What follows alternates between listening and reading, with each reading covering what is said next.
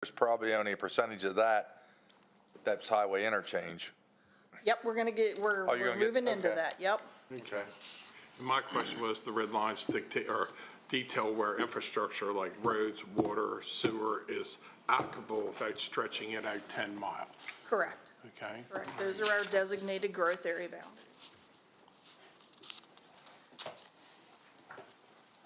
Next slide. So this is where we start talking about what is actually developing out there. And that goes right to your question, Commissioner. That right now, the majority of the new non-residential development is occurring within our industrial districts. That includes the industrial general, industrial restricted, and planned industrial. We do still have some in the highway interchange and some other districts, but the most part, they're happening right there in those industrial districts. Those districts themselves comprise about 2% of our total land area. Of the 300,000 acres that are in Washington County, about 2% of that is zoned for these industrial type uses. Just as a note, that used to be 1% prior to our comprehensive plan and comprehensive rezonings. That was one of the recommendations that came out of that plan, was that we didn't believe that we had enough at that time to serve any new development or the development we were projecting to come in. So we added some land to bring that up a little higher. Map basically showing you the cumulative effect of development of non-residential development since 1995. So we're going back a ways. At the end of this, I'm going to have a breakdown, a timeline to show you a little better how this has intensified over the years, but you can basically see where the hot spots are that over the last 20 years, where we are developing. And it's exactly where we projected it to go. Right there in the growth area, right there along significant highway corridors, where we have the infrastructure available. So now that we've kind of showed you a really brief overview of what's developing and how that looks in the county, we also want to show you the trends that we have in our preservation and open space to show you how we are mitigating and managing growth in the county. So I'm going to turn it over to Chris to talk about our land preservation program. Next slide. So the graph that you see on the page now is it shows what we call converted versus preserved farmland. So converted means any farmland that converted from farmland to a different use. Could be residential, could be commercial, could be industrial. You can see back in 1981 to 85, we actually had more converted land than preserved farmland. And of course, as you see over the years, up until recently, the amount of farmland that we preserve greatly outnumbers the amount of land that is converted from an ag use to a non-ag use. So you can see our preservation programs have really put in some good work, especially starting in those early 2000 time periods when the programs really started kicking off. Next slide. So we protect farmlands in a couple different ways. So first, I guess we'll look at the recordation and transfer taxes, because this is kind of where I see that there's a little silver lining when it comes to, industrial development inside the growth areas that is occurring on agricultural land. Because between 5 and 7% of the purchase price of these farms that they convert to warehouses or other uses, that has to be paid through the agricultural land transfer tax. That's a law that's been stated both in the state and the county. So 5 to 7% of that purchase price goes straight to the ag transfer tax fund, which can only be used for the purposes of preserving farmland.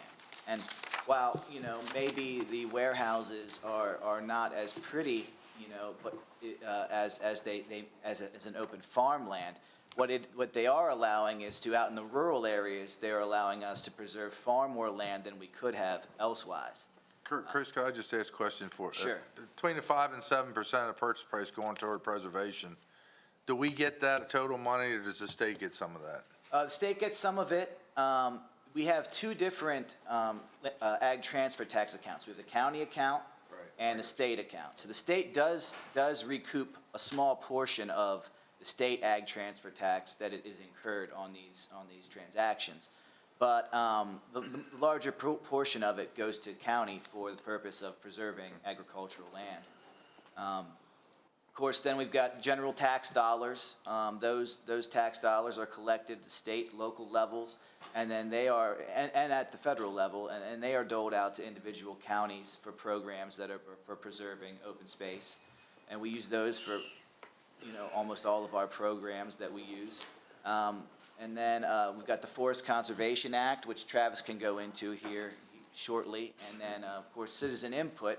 When we are developing these land preservation plans and comprehensive plans, of course, there's always a citizen participation portion where we go out into the community and ask for input into these plans. Next slide. So this is the agricultural or the protected lands map for Washington County. This map kind of encompasses all of our agricultural land preservation programs. So you can see there's a significant portion, especially South County, around the battlefield, around Clear Spring, up near the Smithsburg area, are heavily preserved. And this basically shows the programs we have in place. All the different colors are a different program. We started with these programs, really preservation easements started back in the 70s with federal easements down around the canal and places like that, these federal scenic easements. 1980 was our first state easement from the Maryland Agricultural Land Preservation Foundation. Those are the dark green portions on the map. And that's kind of our oldest program that we administer here locally. Of course, at the same time, we put our Ag District program as well, which is kind of the temporary easement program. And then through the 90s and the early 2000s, we had quite a few more programs that sprung up, kind of like the Rural Legacy Program, the County's Installment Payment Program, some other federal programs. And to this point, we've got over 38,000 acres permanently preserved under some sort of land preservation easement. You combine this with parkland and other protected land in the county, that's about a quarter of the total land area that the county is permanently preserved. Next slide, please. Additionally, 6% of the lands are in those agricultural land preservation districts. So looking at the map overall, you're talking about 31% of the county's total land area that is preserved through some sort of permanent protection. Next slide. Hand it over to Travis here. All right, so in addition to the kind of ag-focused preservation programs that Chris touched on just a moment ago, one of our other major preservation programs to mitigate development impacts here is our forest conservation program. On this map, you can see all the forest easements located throughout the county, which encompasses approximately 4,000 acres throughout Washington County. Those forest easements are directly connected to development in that anytime a development project exceeding 20,000 square feet in size, which is about a half acre, occurs here in Washington County, the vast majority of projects that size, whether it's subdivision or limited disturbance, must comply with our forest conservation ordinance, and the end result is setting aside a portion of the development site, usually on-site, sometimes off-site, but again, usually between 15 to 25% is set aside in a permanent easement as a part of that development. The types of lands as well that are set aside in those easements is very valuable as well too. The first step in any forest conservation plan is what we call a forest stand delineation that looks at the existing conditions of the parcel. So it looks at things like steep slopes, floodplains, habitat of rare, threatened, and endangered species, a variety of different sensitive environmental lands that then when you do your development plans, you target those areas to set it aside in an easement so that they aren't disturbed during the development process. So the end result is that most of these easements are protecting sensitive environmental lands as a result of that. So the green areas are kind of your standard forest conservation easements. The yellow areas in the map are part of our payment in lieu of program, which is administered primarily by our soil conservation district. Those are projects, as you may recall, that cannot meet their mitigation requirements on site, so they pay into the county's forest conservation fund. Those accrued funds are then spent again by soil conservation, where they contract with willing landowners to put a permanent easement on their property. And that program has protected another several hundred acres around Washington County, particularly targeting lands around the Antietam and Conococheague Creeks to create water quality benefits for our county here, and then, of course, benefiting the rest of the state downstream as it flows into the Chesapeake Bay. Next slide, please. So there's a direct connection between the Forest Conservation Program and development and creating those easements. Parklands are a little less directly connected, but still very much a hugely important thing in mitigating development impacts as well. We have over 33,000 acres in public park and resource lands around Washington County. Those include federal, state, and local lands. You can see them depicted here on the map, in addition to some other important parkland resources, such as our joint use school facilities, where we engage in recreation programming for the public, as well as all of our community parks, many of which are provided by private organizations to provide recreational opportunities for people as well, too. So these are, in contrast to some of the other programs that we looked at, added a bit more piecemeal in response to especially residential development. As land becomes available, we find opportunities to add to these. And of course, that long-term planning for those, as Chris touched on, is in our land preservation, parks, and recreation plan that we presented to you guys a few months ago. The kind of more direct connection between development and parklands can especially be seen through the state program open source funding mechanism. The state has a 0.5% tax on real estate transactions, and that essentially is the primary funding mechanism for that program, which is then distributed to counties, and through the counties distributed to the local municipalities, and has realized, dozens upon dozens of projects for the benefit of citizens in Washington County over the course of many, many years. Those plus other programs like Community Parks and Playground, Land and Water Conservation Funds from the federal level have realized, a lot of different important recreational facilities in Washington County over the year. Just a couple of recent examples would be things like the Antietam Creek Water Trail, all the access points that's still continuing to be developed here. We have planning in the future for the regional park trail system south of Black Rock golf course there, which will benefit people in the growth area. And eventually, as the extension of Eastern Boulevard takes place, we'll have the creation of a new county park with the North Central County Park, again, to mitigate the impacts of development, especially residential development on the north side. So it's kind of all these different programs working together to offset, some of these impacts of development to provide benefits to I citizens. interrupt one moment. North County Park, how many acres is that park expected to be? Is it about 90? 90, Andrew, okay, thank you. Sorry to interrupt. That's okay. And so we're going to kind of transition to here to put together the full picture of what all of these programs have done over the course of many decades at this point. So I'll turn it back over to Jill. Yeah, so just to kind of summarize, we thought it would be kind of impactful to show you over time how things have changed from a development perspective. I showed you the heat map early in the presentation, but the next several slides, what we're going to do is just kind of flip through them and show you how they have changed in 2-year increments. So it'll give you an idea of sort of how quickly we're moving and where we're moving, and it'll give you an idea of those trends. And then we will end up with the map of showing all of our protected lands together to give folks an idea of all of our preservation efforts and open space efforts that we've been making. So let's move to the next slide. So we're going to start with the changes from 1995 through 1997. And what you'll start seeing there, you'll see that light blue area, and that will start to expand. And then you'll start seeing all of the easements and so forth. The black areas, by the way, are the parklands and governmentally owned lands that are permanently protected as well. So what we wanted to do was show you over time how development is both occurring and our land preservation programs. So this is from 1995 through 1997, and then we're going to go into your increments. So next slide. Next slide. Next slide. Next. Next. Keep rolling. Next. Yep.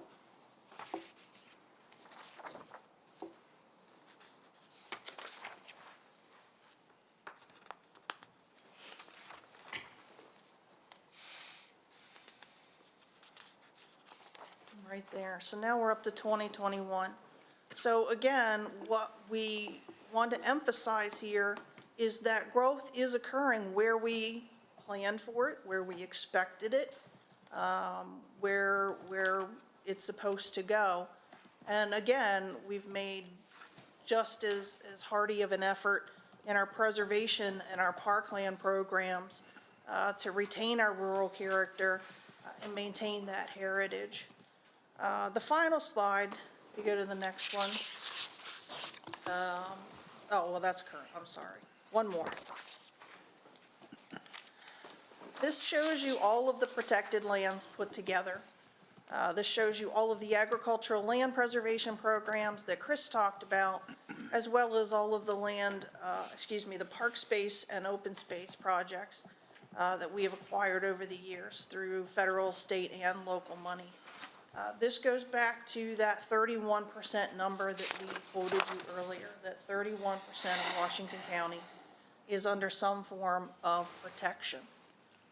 So we feel like we've made huge strides in those programs to help maintain our rural character. Joe, do we have either through our comprehensive plan or another document a goal? Is 31%, that's good to know. Do we have a goal that we're trying to reach, or? We have a goal for our land preservation program of 50,000 acres, and as Chris mentioned, we're over halfway there. Yeah. 38,000. That's one of the things we're evaluating as part of this comprehensive plan update that we're doing, as to whether or not we want to increase that number and what that number should be and where we want to go with that. As far as parklands go, we absolutely have goals in the Land Preservation Parks and Recreation Plan in terms of meeting metrics for our citizens. We want to make sure that we have the appropriate land in the appropriate spots where people need them. We don't have necessarily a quote-unquote number goal, but we do have several goals in terms of, again, making sure that parks are placed where they should be and have the amenities necessary for our citizens. So we do have those in place. Wouldn't it be good to know that on goals that we have people waiting in line from here to the square, but just not the money for preservation? That goal of 50,000, if you found it necessary, could be exceeded once the money comes in every year for preservation. So it's not that we're lack of people wanting to preserve, it's just lack of money to pay the people to preserve, correct? Is that correct? Yeah, that's correct. We have a long lists of people in every program who are looking to preserve their parcels of land. But, I mean, when it comes down to it, I mean, you have to compensate these people for giving up some of their rights on their property. So, we're hoping every year to get more and more, funding available for permanent preservation programs, but you just can't preserve them all at one time. There's just not enough funding. So a summary for, we catch the devil over the warehouses, obviously, it's well known, it's everywhere, and we all catch it. So, basically, what I'm hearing and seeing is there's only about 2% of the land in Washington County that's industrial or manufacturing, correct? Mm-hmm. There's only 2% available for that's what, 6,000 acres maybe? And then there's a third a third of it or a little less is preserved already, plus we got goals we're trying to preserve more. And not, not saying that people don't have good concerns when there's a warehouse in your backyard, obviously I understand that. But it's not like, even for me riding around, it looks like, oh, there's a lot of land being taken, but when you see it like you've presented it, it's 2%. I think that bar graph back closer to the beginning there, the converted versus preserved, I think it tells a really good tale.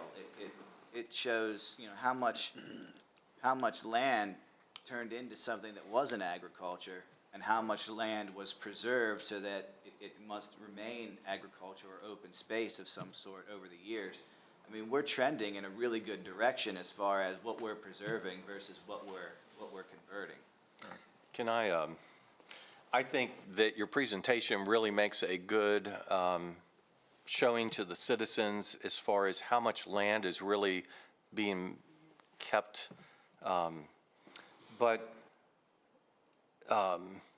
and that we're not losing all our county land to warehouses and other stuff.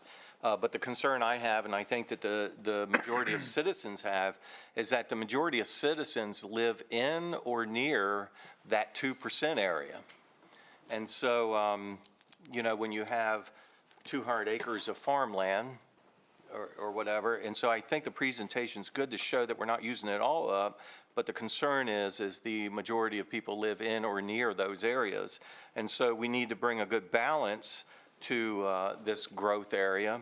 And I've been saying for a year now, a good economy is a diverse economy. And so how many warehouses is enough? How many truck stops are enough? Is there other avenues that we can look at for business to come in rather than focusing a major focus on, there's stuff in the works that we're going to see more warehouses. But anyway, good presentation and nice to show the citizens that we are preserving lands and that the whole county is not being taken over by warehouses by any means. But I think the concern is that they are in populated areas where they are affecting people's safety. It's affecting traffic, things that I don't think maybe anybody intended to happen, but it is happening. And so how do we address those issues? So I appreciate the presentation. I really enjoy looking at the maps. I'm a very visual person, so that helps me kind of see where things are placed around our county, and I know there's decades worth of planning that we're looking at before us, and what we do today affects the decades into our future. I would still like to see the next time we meet, we talked about land use, and if we could talk a little more about zoning. I don't know if this came about because of my comments like the last time we met or not, or if this was a standing issue to be presented to the commissioners, but I took some notes here and I'm trying to see how I can best word this, but many things go into play as to what we allow to occur in any given plot of land in Washington County. I believe in property rights, very important. And you can see how in the last 2 decades presented to us in maps, things have changed. Change is inevitable. It's going to happen. The population increases. We need to accommodate that with many different facets. But neighbors have property rights too. That's important to recognize. Let's not forget that. But we also have to look at our infrastructure. It's real frustrating to me how at times we like to talk to our state and federal level officials that we need to widen 81, for example. And we say we need to widen it because it's dangerous, because it's congested, because we have an on-off ramp every mile of our 12-mile stretch of I-81. But yet we continue to allow things to occur right along 81 that only fuels that congestion, fuels human trafficking issues that we don't want to occur in our community, fuels automobile accidents, because we allow things to be built in our community that just further aggravates that issue. And I don't know what's going to come first. Do we rein back a little bit, or do we add a third lane? Washington County is not going to be able to pay for a third lane north and south of Interstate 81 ourselves. We need our partners at the federal and state level to do that for us. but we can't have it both ways. And I think I would like to see, the next time we meet, look at zoning. What can we control? What, we have to provide that guidance, excuse me, until infrastructure gets up to par. And there's infrastructure improvements that we can make at the county level, but there's infrastructure improvements we can't do on our own. And I would like to see that talked about a little bit. I think this is great information. Another thing we need to talk about, the MRGA. You know, it looks like over time, things have been developed within that MRGA boundary. I don't think that's by accident. That's kind of by design, where we've said this is where development can take place and where we have the infrastructure to meet that. We hear a lot about moving those lines, working with the city to do that. I think we need to work more with the city. And is the MRGA boundaries where we need it to be? I see some empty pockets within there. And we all hear about the pressures of moving out in this area or going in this area, and nope, we don't have water. We can't do that project, so that project just sits idle. Or maybe that piece of land that might have a higher purpose can't be developed to its full potential because we don't have the infrastructure there. So I would like us to have a conversation about that, if we could. And I think that piggybacks off of your conversation, your discussion here today very well. Yeah, my question, isn't the planning commission ready to present or soon their 10-year comp plan to us? And what's the estimated delivery of that report? I'm hoping to have a draft out at the beginning of the year. And that would include a lot of things that's Yeah. been mentioned here today. Right, yeah. I That would is still like the- to have a conversation that with is you. the- that is the heart and the soul. Yeah, I'm not denying that. No. I just we need to know that we are working on it. That's every 10 years. And the mid-range growth area was reduced years ago from the long-term growth area, because I believe the growth area came all the way up to Williamsport's town boundary, and it was reduced back. Is that, that's like 10, 12 Yeah, years ago? and everything that you've talked about are discussions that we have either had or in the process of having with the planning commission as we speak. So it's not like that information is foreign or hard to come by. So we can talk about that some more as maybe like a prelude to the comp Yes. plan coming up. Yeah, that's a great and idea. things to think about. I appreciate that early briefing like Yeah. that. And citizen input, if we could add, probably starts with us many times. When citizens have an idea or a question or a concern, I think they go to their elected officials, and we don't know everything, and it's okay to say that. You know, I field many questions to you about these very topics. So, you know, we are probably the first outlet for citizens to come to, and that's okay. That's how it should be. Okay. Just real quick, just to wrap up, the next slide is, we just want to let people know that all of this information and data is available, readily available today. It's available on the county website. We have a very robust GIS presence in Washington County. So all of the data that we pulled, you can find in the different maps here that you see in this spread.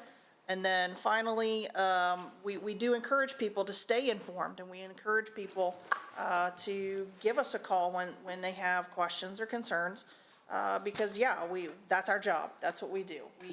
We listen to the concerns, we develop plans, and we try to mitigate what we see as problems, so. Hey, Commissioners, any other questions? Thank you. Not, thank you very much. Next on the agenda, Chris Boggs, welcome back. Wolfinger Rural Legacy Program and Easement. A nice little segue here.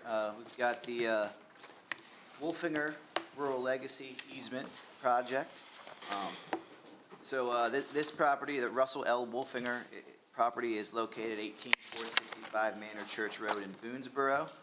And it'll serve to permanently preserve the valuable agricultural, scenic, environmental, historic property that Mr. Wolfinger owns. It's mostly open ag ground on the parcel, some pasture land. It lies in a part of the county that was heavily trafficked during the Civil War and during the Battle of Antietam. It's also known as the Earmarked Wolfinger Farm, and it's listed on the Maryland Inventory of Historic Places, significant for its architecture and connection to the Emerts, which were a prominent early Washington County family. It also has a tributary to Antietam Creek that crosses the front portion of the farm. This will add a block of This will add to the block of thousands of acres of contiguous farmland that have been preserved around the Antietam battlefield, and Mr. Wolfinger will be surrendering 7 development rights associated with this easement. This point, for rural legacy, we've preserved over 8,200 acres with that program. It's a sister program to the Maryland Agricultural Land Preservation Program, and this funding is going to be 100% state dollars, mostly from DNR open space funds, and in addition to the easement, we receive 3% of the easement value for administrative costs and 1.5% for compliance and monitoring costs. Again, this is 100% state dollars. If we, in both the Rural Legacy Board and the Department of Natural Resources approve of our use of the program. If the county rejects the state funds for this Rural Legacy project, the funds will be allocated to other counties in the state. So the recommended motion is to approve the Russell L. Wolfinger Rural Legacy Project in the amount of $296,059.50 over 90.715 easement acres. Motion to approve Russell Wolfinger LLP easement project. Second. We have first and seconds. Any further discussion? Hearing none, all in favor say aye. Aye. 4-0. Thank you very much. Thank you. Thank you. Moving on to the next agenda item, the proposed Sharpsburg well. Mr. Bradshaw, please come forward. Introduce yourself in the matter. Good afternoon, Commissioners. Mark Bradshaw, Director of Environmental Management. I'm here today to brief you on a project that we proposed to you back in November of 2021. At that time, the board authorized funds to go ahead and proceed with drilling a well. When we approached the town about creating a memorandum of understanding, they requested that the county pay the town for the water from the well. Per the town's letter received August 22nd, the town is proposing to charge the county 0.3171 cents per gallon. The town of Sharpsburg owns the property adjacent to the existing elevated water storage tank and has offered to allow the county to drill a well on their property. The town has an existing well on the property that was drilled in 2011 that is used for irrigating the town's own ball field. Existing well is 182 feet deep and produces 70 gallons a minute. The county has tested the water and found it to have slight high iron concentrations along with higher than normal hardness, but both are treatable. Based on the existing quantity and quality, I calculate the potential savings would be as follows, using the well to supplement 25, 50, 75, and 90% of the water usage. The estimated potential savings are negative 22,664. I lost the 16,064. Then at 75%, we would have a savings of 30,775. At 90%, we'd have a savings of 25,996. The town has offered to allow the county to use the existing well, and they've also made the offer to go ahead and pay for the expense associated with commercializing the well, which would be a battery of tests that's required by the state, be wet weather testing, dry weather testing, and they said they would be willing to take that burden on. And then everything's done, then the county would take over the well, and we would have to pay for the treatment process, which would be a little under $300,000, and then we would have to pay the town for any water that is pumped out of that well into the system. I'm lost in confusion here. So we paid for the well, we paid for the well. No, you authorized us to drill a well back in November. We were planning on drilling a separate well.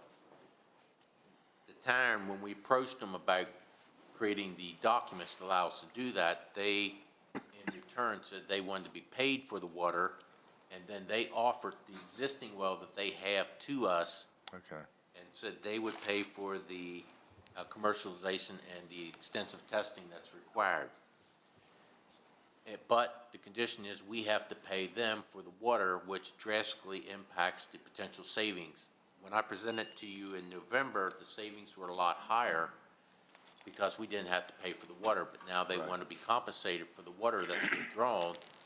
The idea is they want to take that money and issue a rebate to the town of Sharpsburg's residents to help offset the bill, water and sewer bills that they get. That's the plan they want to do with their money. But it also drastically reduces the amount of savings that we will potentially have. So therefore, that's why I'm bringing it back before you for your consideration. Do you want to move forward? Do you want to look at other alternatives? Do you want to just continue to use the existing water treatment plant? Go ahead. So kind of, I was a little confused too, so I'm glad you asked that question, Randy. So if we were to use the existing well and pay the town for the water, that would be in lieu of drilling our own well, correct? Yes. Okay. And where we were hypothesizing that we could drill that new well, that was kind of close to where our treatment facility is currently. By the water tank. Okay, by the water tank. So. They're around the ball field in Okay. that park area by the tank. So on town property, would we have to pay for any water we drew from that well also? The original plan was no, but the town had a change in the elections and a new council and mayor was elected, and they have requested these changes now. Okay. And then, do you think it's possible from that existing well to draw up, supplement 75% of the current water that we're intaking from the Potomac River? Is that possible? For 75%, we would have to run that well approximately 18 hours a day. I don't know if that well can sustain that withdrawal amount for an extended period. I mean, when you're dealing with groundwater, it's a great mystery. You never know quite what you got or how long it's going to last. I mean, we may be able to draw that for several years, and then it may start going down. You just don't know. Okay. You know, this is one of these times I want to hear what staff has to say about it. I'm still trying to digest this. I'm saying I'm against it. I'm not saying I'm for it. I just don't understand it as well as I should, what all the alternatives are. Do you think it's a good move? That's a decision you will have to make. I think, I think I'll just say, so I think the original plan was that, when Mark brought it to the commissioners, was that we would drill our own well. So it would be the cost of the project for us, but then all the water would come to us and it would help supplement water. We would, at 75%, we'd have had a potential savings over $100,000. So Right, it so made then- it very attractive. I think we were gonna dig a deeper well, and I think that so I think there were some savings there. And the That one went purpose of back- drilling a well versus taking the surface water from the river is to reduce the cost that it takes us to treat that water and just reduce the overall operations, which that would, in the end, hopefully benefit the residents of So Sharpsburg. then it also creates a little redundancy. Let's say Right, there's gives a spill upstream from us that dumps pollutants. We gotta pause water river. from there. So we would have to actually physically shut our plant down until that plume passes by. So we've had to do that in the past. And just, provides us an additional water Well, source. this seems for that. sort of simple. If it was going to save us 100,000 before, right, and it's not anymore, and it's going to save us how much now? Approximately $31,000. And what's the downside to that? Could that 31 go into a deficit? Well, we also got to spend approximately $280,000 to build a treatment facility. So we'd have to spend $280,000, and then we would save $31,000 a year. So basically what's changed is it went from 100,000 to 30,000. Everything else still the same. Yes. Yeah. So the cost of us, to break even is gonna take us a lot longer to do that. Longer to A lot recoup longer your to do money, that, yeah. because, You're looking- because the town has changed their mind on what the original Now you're plan looking at was. a payback probably around 12 years versus before is probably approximately 3 years. 3 years. So we thought that was a good deal at 3 years. I'm not sure at 12 years. To have a backup water source is still a good thing.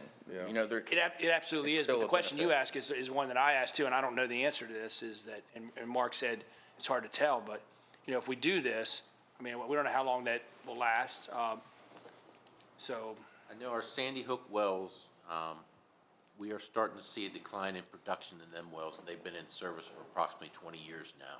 okay. I believe from what I've heard, you just sort of summed it up. It's nice to have a backup, right? It is. That was one of the reasons we were doing it, other than, so. And drilling our own wells off the table. The only location we could possibly drill a well would be back at our treatment plant. We do own the land back there, so we could drill the well on our property. What would the cost of that run? You'd probably be $20,000 to $30,000 to drill the well and test it to see if it's what the quantities were. And then we'd still have the $280,000 to do the treatment process, because we wouldn't want to send it through the existing plant, because that plant's designed for surface water. So if we Right. drilled on the property that we own, we wouldn't have to pay the per gallon to the town of Sharpsburg. That is correct. So there could be some savings there. That is correct. But they also have a well that we know what it's producing now. I mean, we could That's right. drill $20,000, drill a hole, and unfortunately, we might not hit anything, or we might hit bad water. So really, you're leaning towards going with what they're suggesting here. That is one alternative, or the other alternative would be to drill the well on our property and see what we get. And then if it turns out it's a bust, then we come back and accept the town's offer. You know, I've seen a lot of dry holes and a lot of bad holes.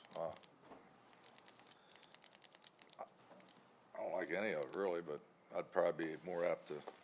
Right, or we could just continue the way we're operating right now. That is the other one, we just So, continue to use the river, and I know in the past, like when we had contaminants, we just shut the plant down for like 12 hours, and our guys might have to come in at midnight, which we've done in the past, and fire everything back up once it passes through. How does that affect Sharpsburg? Are they boiling water at that point?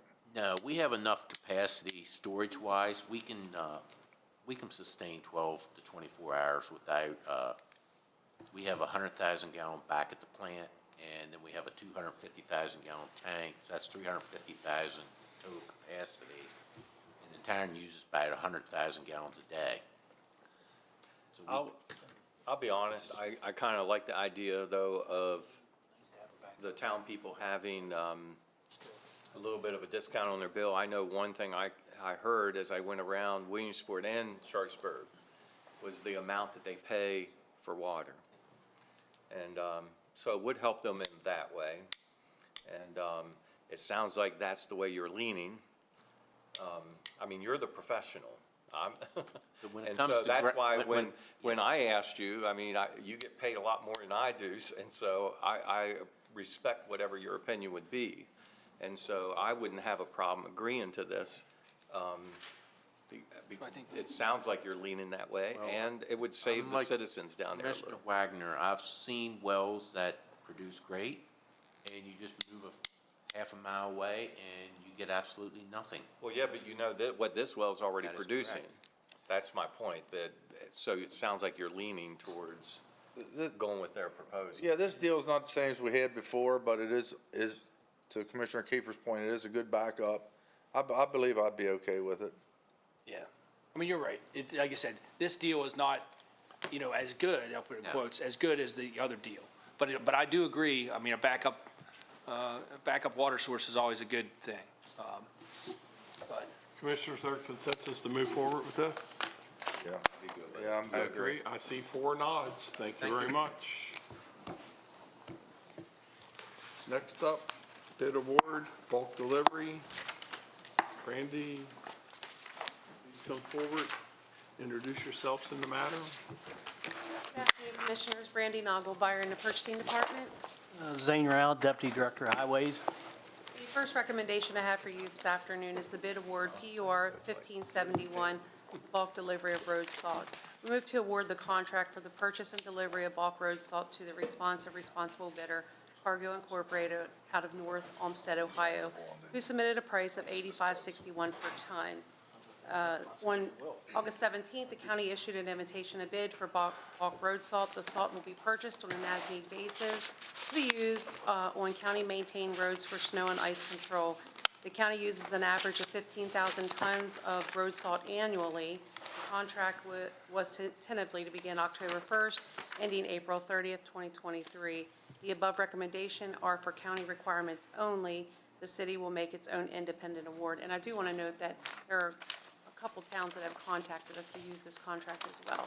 So it is being utilized fully.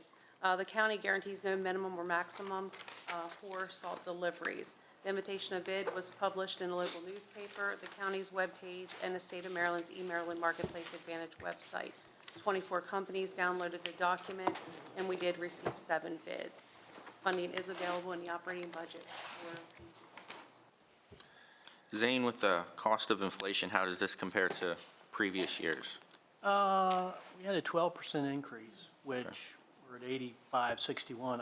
I thought we would be close to $100 a ton, so I was surprised even though we had that increase. Okay. And it was less than the prior year. Prior year was a little bit more. Commissioners? Yeah, I'm good. You had, your salt dome's finished out there, isn't it?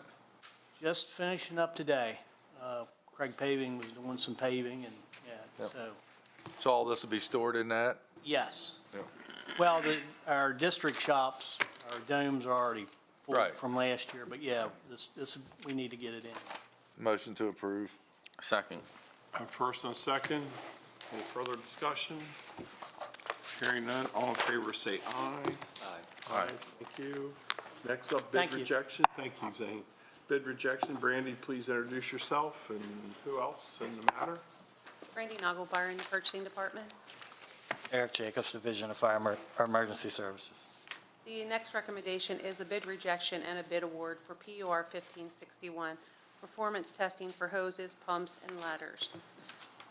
Motion to reject the bid without prejudice for Group C only from Diversified Inspections out of Manalapan, New Jersey, for their bid submitted on August 25th, 2022.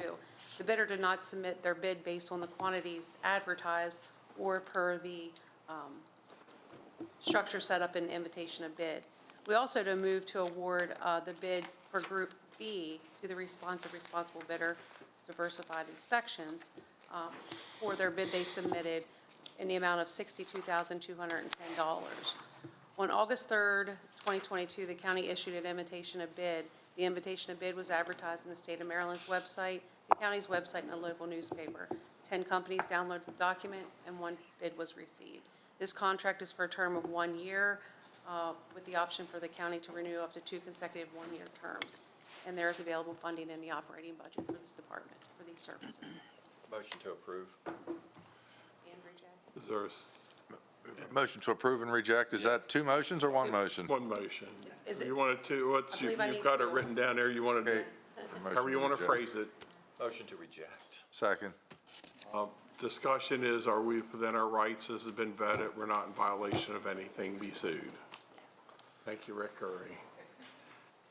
I have a first and second to reject. All in favor, say aye. Aye. Aye. Now you need a motion to accept Plan B. Bid Motion B. to award the bid for Group B. B. Is there a sec, I have a second.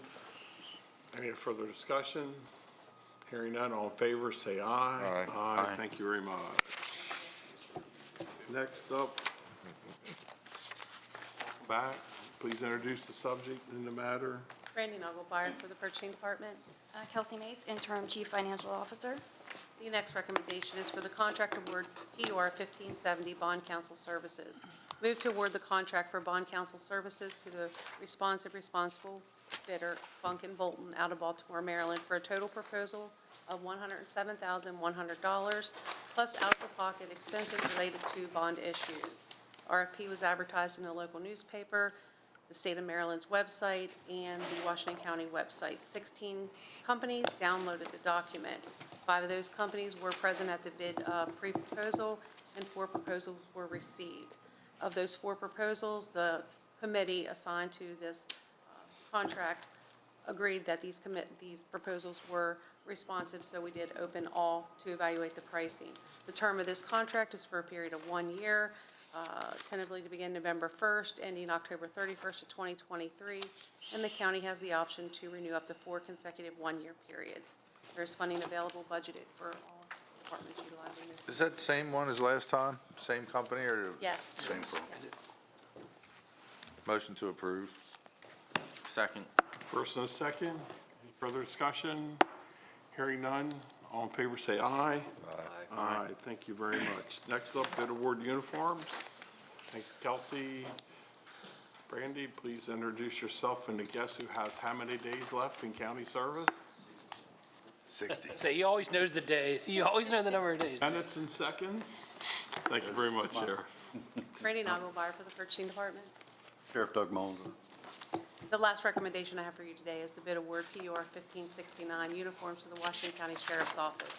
Move to award the contract to the responsible bidder, Galls LLC, out of Lexington, Kentucky, who submitted a total sum bid of $117,485.25. We advertised the bid on the Earmarked Marketplace website, the county's website, and a local newspaper. 15 companies downloaded the document. 2 bids were received. The bid is for a period of 1 year with the option for the county to renew up to 5 consecutive 1-year periods. And there is funding available in the department's operating budget for these services. Motion to approve. Second. Any further discussion? All in favor, say aye. Aye. Thank you very much, Sheriff. Thank you. Andy, thank you.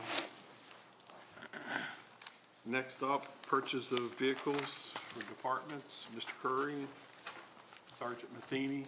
Here comes CarMax coming down. Carvana. Afternoon, Rick Curry, Director of Purchasing. Sergeant Alan Matheny, Washington County Sheriff's Office. Subject before you is purchase of vehicle of various county departments.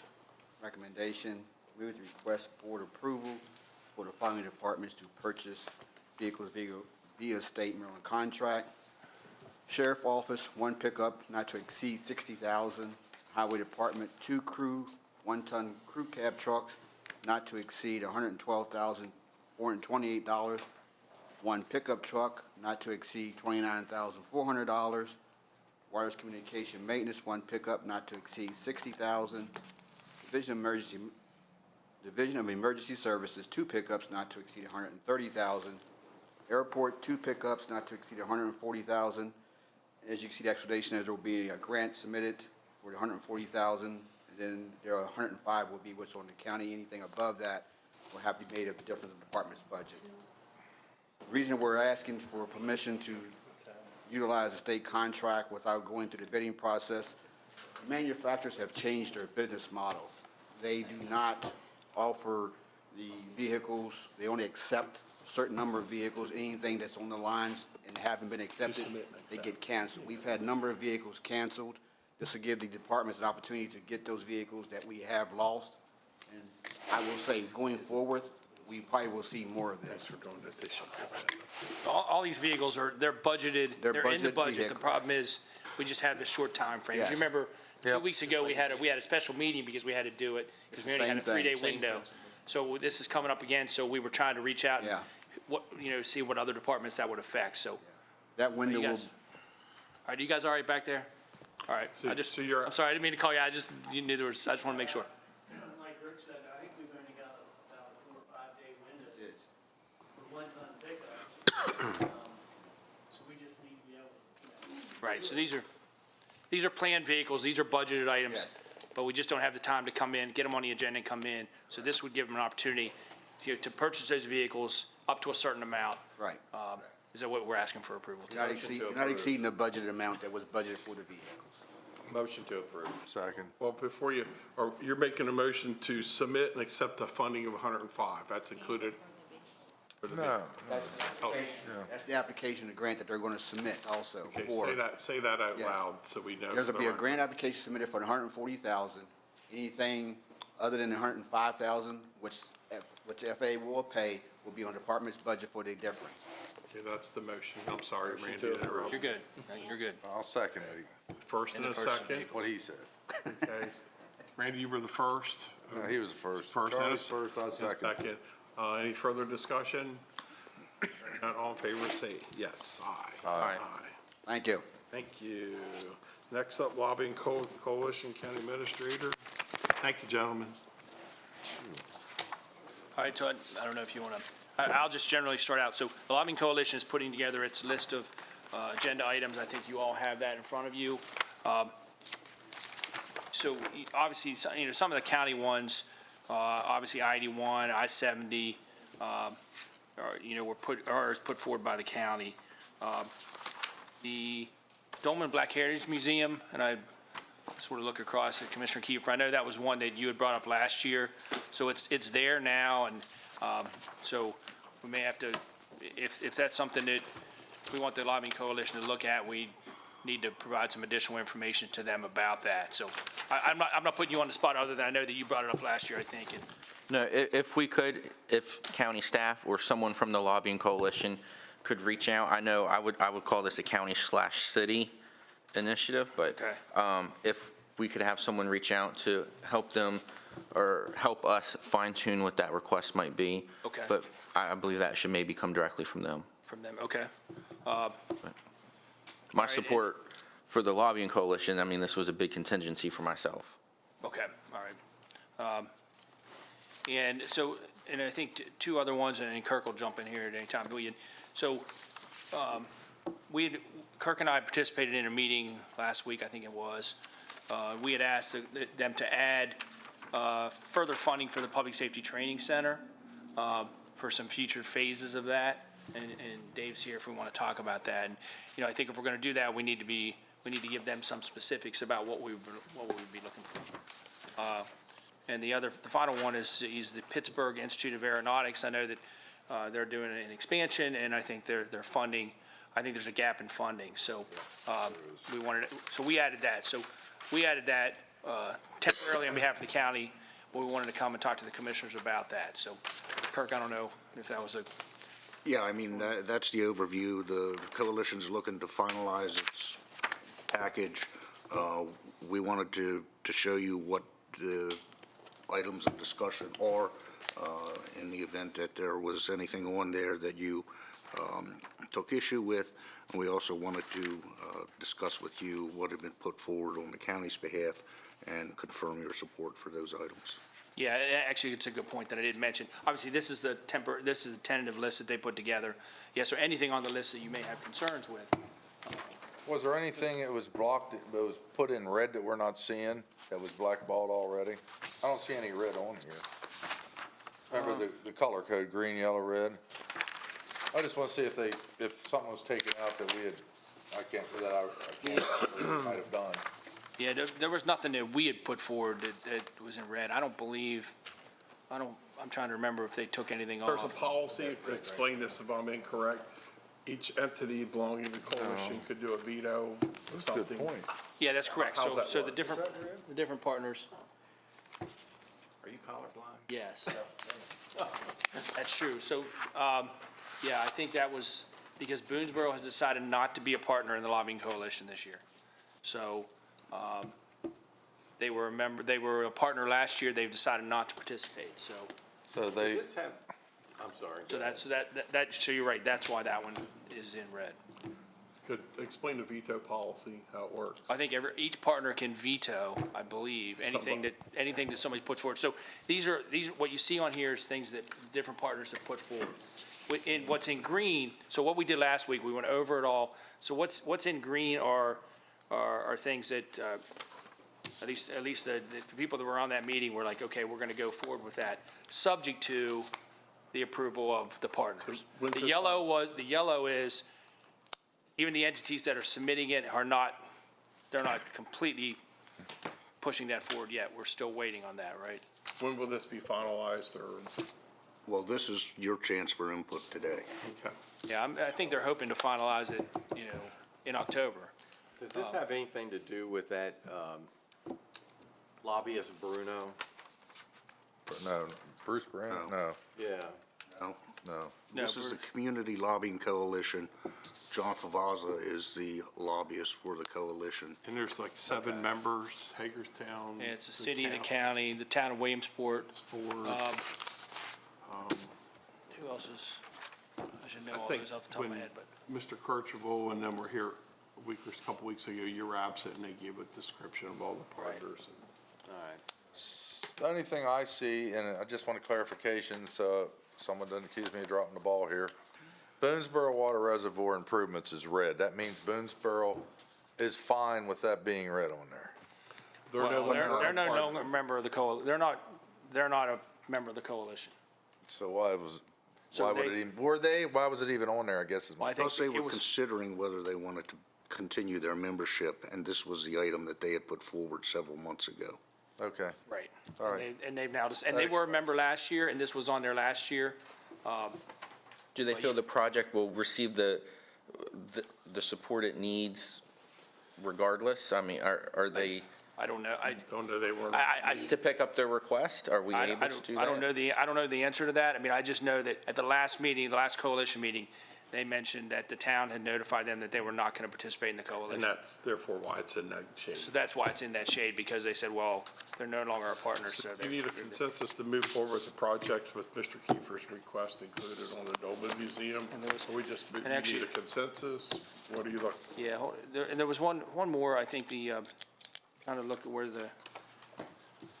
Kirk, there was, under economic development. I looked back and saw Susan, I remember that. Funding for a new Washington County Economic Development Strategic Plan.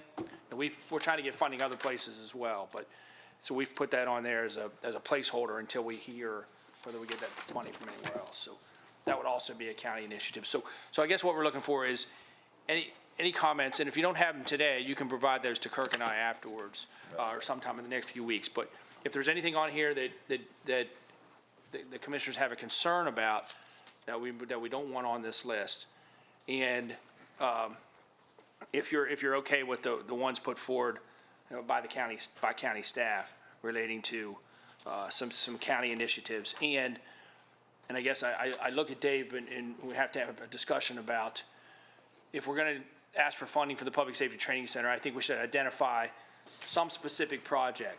And I will tell you that Dave and I have had some discussions about coming to the commissioners as part of some of the funding that we already have to maybe fund those projects a little bit sooner, so some of those. But maybe we should identify, a significant project at the Public Safety Training Center and try to get funding for that. Because we're still notified, the state's going to have some significant capital money again this year. Is that where last year we tried doing the burn center? Is that? Yes, we did, yes. Okay. Yes, we did, and we received no funding for that. The burn city of building. Hagerstown did receive funding, but we did not for their burn building, but, now, and the burn building is fully funded, this board has fully funded that, so. Which is why maybe they. Yeah, so that may be why, but, so what we decided, is that we should probably look at some specific aspect of the Public Safety Training Center and put it on here to try to seek some funding. All right, so we have a week or two to confirm this with you. Do you know why they yellow lighted, the Williamsport Library? And that's only because they're trying to gather additional information. So most of the yellow are because they don't have, they haven't provided enough information to actually make that green. So the entity that's submitting it has to come back with some additional information.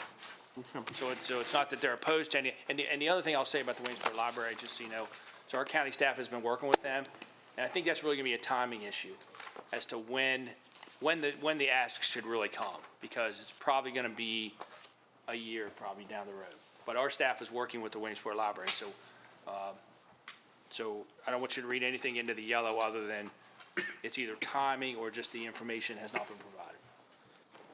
Okay, anything else? And PIA, I don't know what the gap in funding is. I don't know how much? About $1 million. So one thing we wanted to see if the commissioners were okay for us to ask and add that to our list, the lobbying coalition's list, to seek state funding for that gap, which is about $1 million, I believe. So. Okay, Absolutely. absolutely. All right, thank you very Okay. much. All right, so I'll get with Dave, we'll try to identify something, and we'll provide that information to you. And if there's any other comments of this, just reach out to Kirk and I about that. Right. Okay, moving on, next discussion regarding potential process for nonprofit. Susan Buchanan, please come forward. And I see Misty Meadows is in the wings waiting up there. So remember, you're in front of us for ice cream. I saw that on the agenda. Good I was gonna say, Good well, that's not concerned fair, me. is it? Good ice cream. That's not fair at all. Susan, please continue. Good morning, Susan Buchanan, Director, Office of Grant Management, here to continue the discussion related to the distribution of the surplus funding earmarked for nonprofits. 2 weeks ago, you may recall, we discussed the possibility of adding the surplus funds to the existing community organization funding grant for distribution. I did receive feedback on that day that there was concern related to the restriction on that grant process, that the nonprofits must be on the designated 1108 list that is by ordinance that for the county for that particular funding mechanism. So that there was concern that not every nonprofit would be eligible to access the surplus funds through that existing program.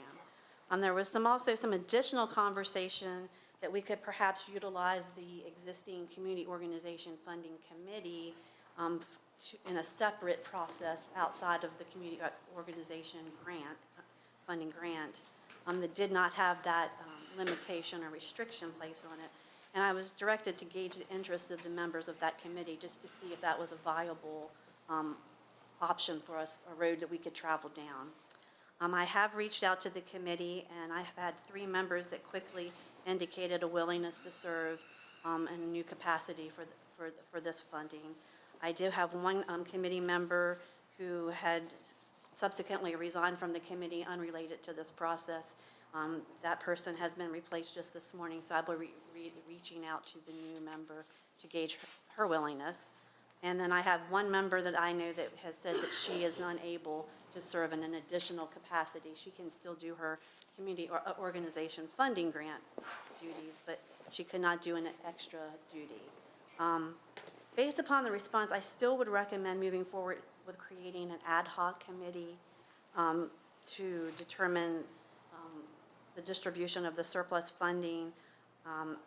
That we already have 3 members that we know that we could utilize, and if necessary, 2 more could be appointed by the remaining commissioners who did not have their appointees indicate a willingness to serve on the second committee.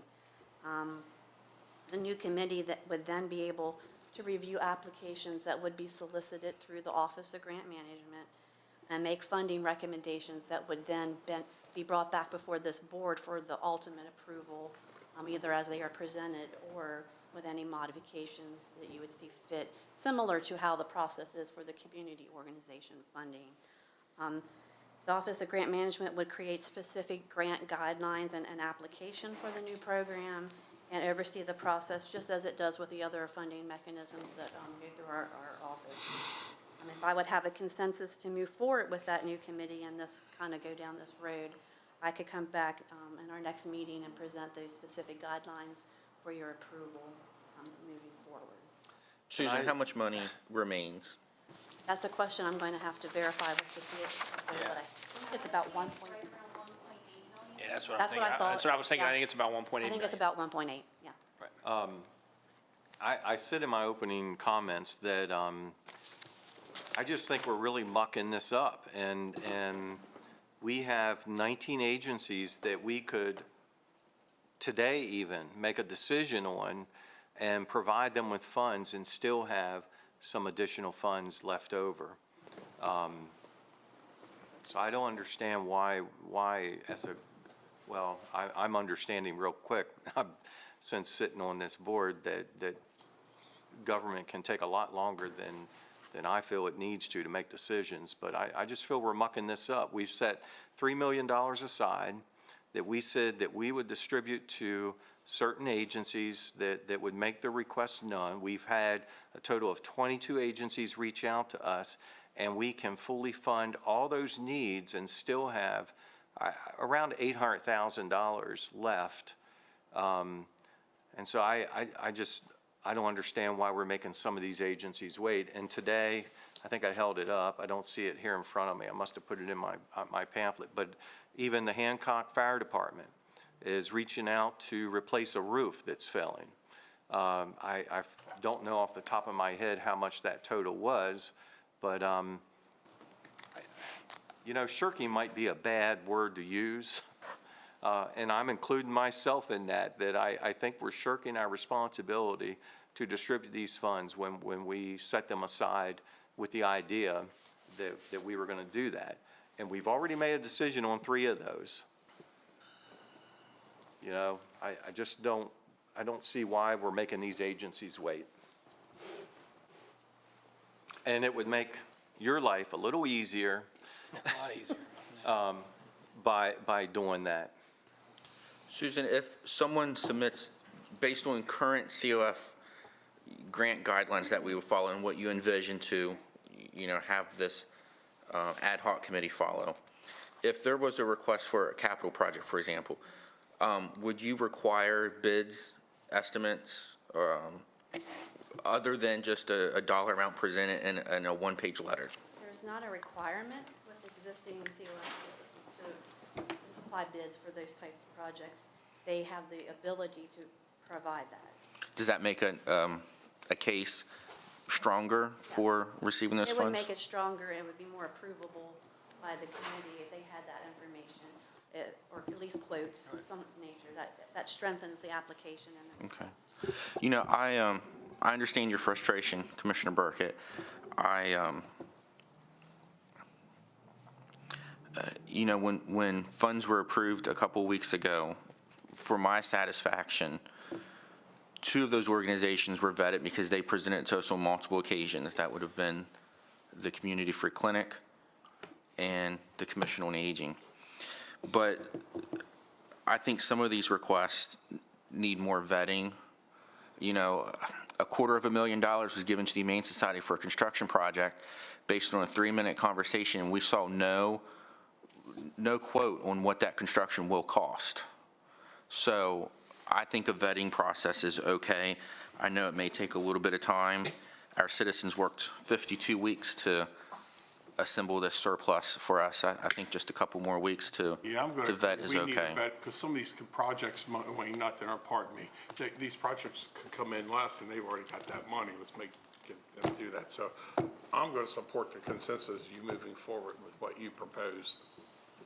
Yeah, sad as it may sound, you're going to have to do some more work here because I want more. I think sometimes we're premature. I want someone other than me making a decision whether the funds requested are deserving, someone that has time to actually dig into it and discuss it. And I just think that it's got to work that way. I would just say, as a commissioner, you should make the time. I make the time, and I'm not trying to make a dig there. I'm just saying that, and I know it sounds like that, but, that's why you chose to put your name in the hat to become a commissioner. You know what it sounds like? A commissioner slush fund. And I'm not much on a commissioner slush fund. I agree with let's give it, pick and choose who gets it. I don't want that responsibility being. I thought the whole purpose 3 weeks ago was to come together 2 weeks ago, and I didn't realize I was going to be away. I should have, but was to sit as a commission and decide, okay, set a limit. Do you have this? Do you have, and we would set those perimeters, and then we could go ahead and start making decisions based on those perimeters. And instead of even touching on that issue, we immediately threw it back in the lap of county staff. So, I mean, y'all are going to do what you want. Wayne, were you okay with consensus of moving forward, sort of what's? I am. Okay, Randy? Yeah, I'm good. I'm good. Charlie, what's your thoughts? I'll go with the majority. Okay. Thank you very much, but do this sooner than later so we can get this process underway. And we just did approve the 4th member of COF today, correct? Yes. And that person will be contacted? Yes, I'll contact her after this meeting. Can I ask one other, I see Kelsey's in the meeting today. Do you have a final number yet? I'm drafting, but I want to send out to you. I Okay. want to verify that we back into it and explain it clearly. All right. Thank you, Kelsey. You'll have that today. All right. Next on the agenda, holy cow, I think it's the ice cream trail. Please come forward.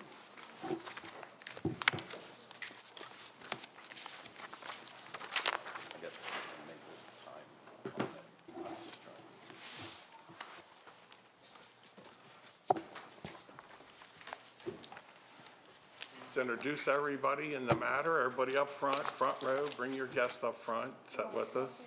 Here we can pull.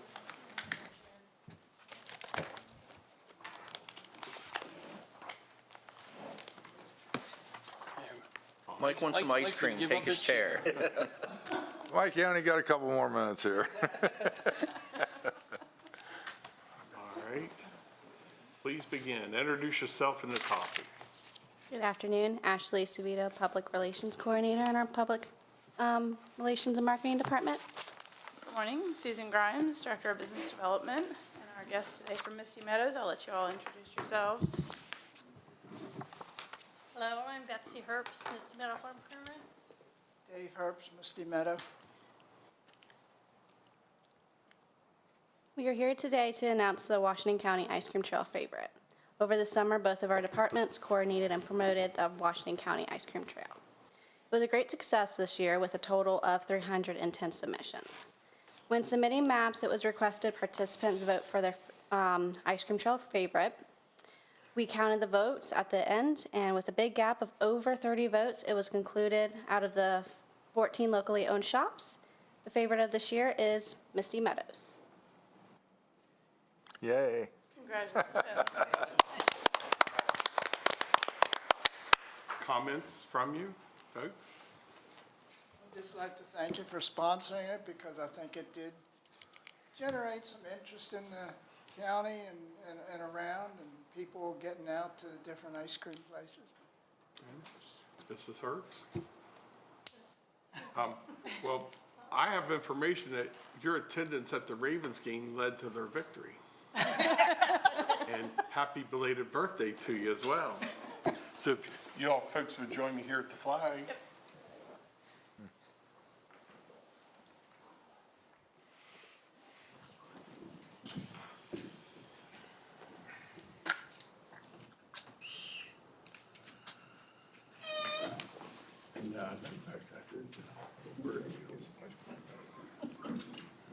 On behalf of the Board of County Commissioners, we'd like to proudly present this award to Misty Meadow Creamery.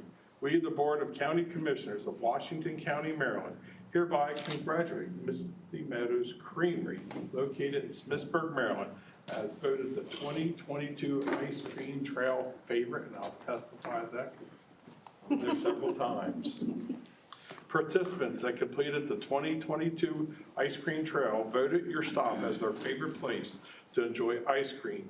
Congratulations, and thank you for operating your business in Washington County. And that belongs to you. And now may we pose for a picture with all the commissioners. Gentlemen.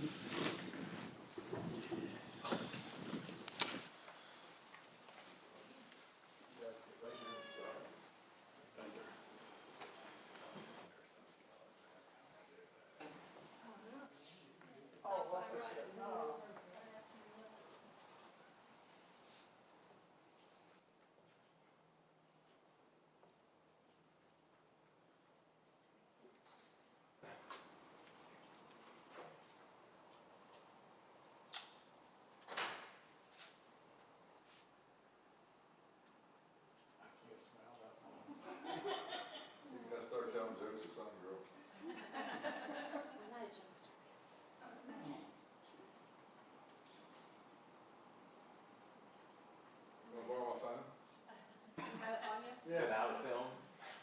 That's a good one. That's a time of day that was an issue. Ran out of film.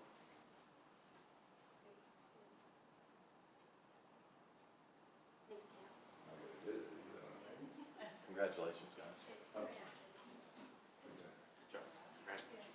Seeing nothing else on our agenda, motion to adjourn. Congratulations.